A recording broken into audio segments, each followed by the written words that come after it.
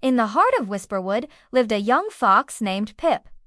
Now, Pip was like any other fox in appearance, with fur the color of burnt umber and a bushy tail that twitched with curiosity. But when it came to sound, Pip was unlike any other fox in fact, he was the quietest animal in the whole forest. All the other foxes were known for their clever yips and playful barks, but Pip couldn't manage anything more than a tiny, squeaky peep, and so he was known as Pip, the fox who couldn't yap.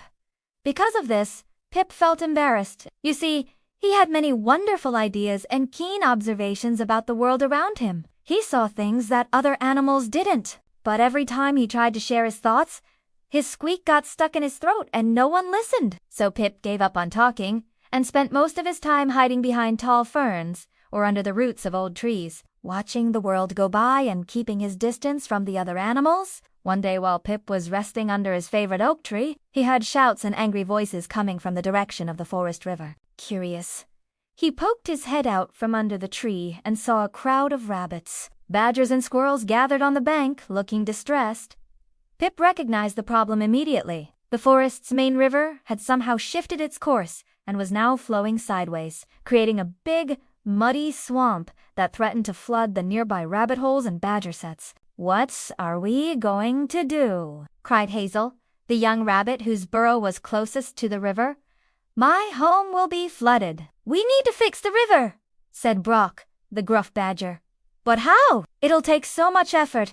I don't know where to start." And as Pip watched, the animals argued and shouted over each other, trying to come up with a solution, but no one listened to anyone else. They were making a lot of noise, but no progress. Feeling helpless, Pip wanted to help, but he knew that if he spoke up, the animals would just ignore him, just like they always did. So he stayed silent, watching from afar as the river continued to overflow and the animals argued. Then an idea struck him like a bolt of lightning. Pip knew exactly what to do, but the question was, could he bring himself to speak up? After taking a deep breath, Pip did something he rarely did. Instead of hiding away, he took a step forward, then another and another, until he was standing right in the middle of the circle of animals. At first, they didn't notice him.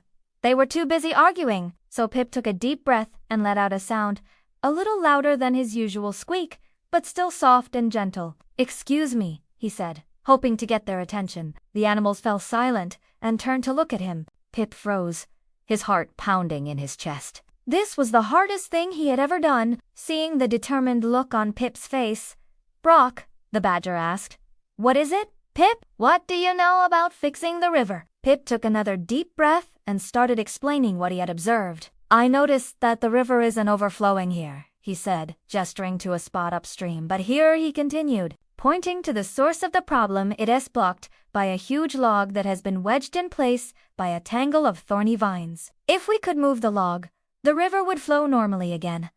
As Pip spoke, the animals looked at each other in surprise. For the first time, they were listening to what he had to say. When Pip finished, there was a moment of silence. Then Hazel, the young rabbit, exclaimed, "Oh, my whiskers, why didn't we see that before?" "You're right, Pip. We need to move that log." From that moment on, Pip was no longer the quiet fox who couldn't yat. He was Pip, the fox who saved their homes. As the animals set to work, an old owl who had been watching from a high branch swooped down onto a nearby stump. She had flown to Whisperwood after hearing Pippa's soft but clear voice cutting through the din of the arguing animals. Turning to the others, she hooted loudly. "Listen well, my friends," she said, "for the quietest fox in the forest has shown us the way. He has saved us from flooding, and it is our duty to repay his kindness." And so the animals worked together to free the log. The strong brown bears pushed and shoved it with their broad shoulders, while the nimble squirrels gnawed at the vines, helping the water flow to return to its normal path. After hours of hard work, the river was fixed, and the danger of flooding had passed. The animals cheered for Pip, thanking him for his quick thinking and observation. For the first time, Pip felt a sense of belonging, knowing that he had found his place in the community. No longer did he want to hide or be ashamed of his quiet ways.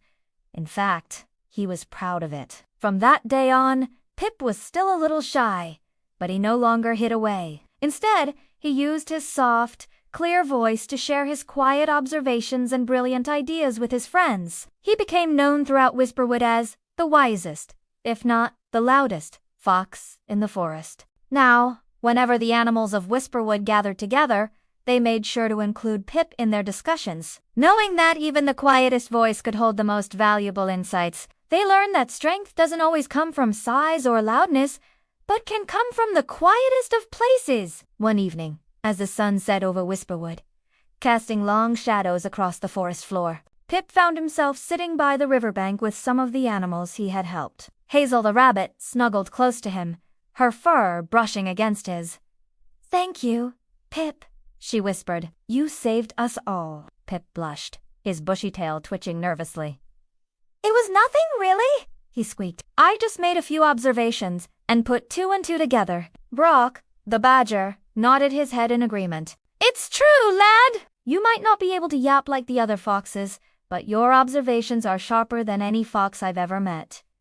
You're a credit to your family, Pip." These words made Pip feel warm inside. He realized that he didn't need to be the loudest animal in the forest to make a difference. His quiet, observant nature was his strength. As the stars twinkled above them, Pip and the animals continued to chat. Pip, the fox who once hid his face in shame, was now standing tall, his head held high. He had found his place in Whisperwood, not by being the noisiest, but by being himself, the quiet fox who could make the biggest difference. And so, the legend of Pip, the fox who found his voice, echoed through reminding every creature that it's not the volume of your voice that matters, but the message you carry.